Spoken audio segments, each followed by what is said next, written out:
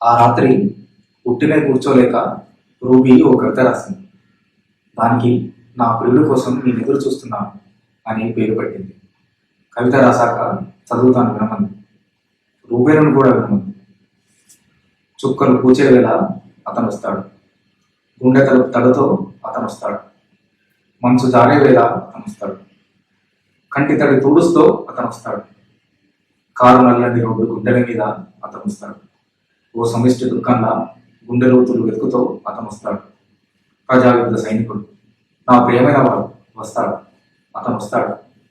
ఓ సుదీర్ఘ రాత్రి మొదలైన తొలిగడియల్లో నవ్వుని దుఃఖాన్ని పెదాలలో బంధించి అతను వస్తాడు. వస్తూ నా గుండెల్లోకి నేరుగా ప్రయాణం చేస్తాడు. ఓ విత్తనం నేలలోకి చచ్చుకుపోయినట్టు బతకడం కోసం చావుని కాతరు చేయనివాడు నా ప్రియమైన వాడు వస్తాడు. అతను వస్తాడు. వస్తానని చెప్పలేదు, అయినా వస్తాడు.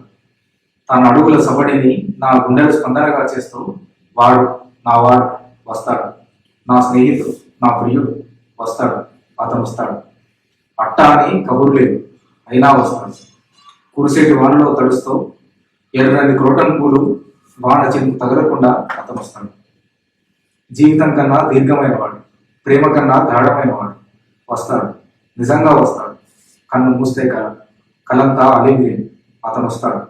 భుజం మీద తుపాకీతో వస్తానని చెప్పకపోయినా అతను వస్తాడు.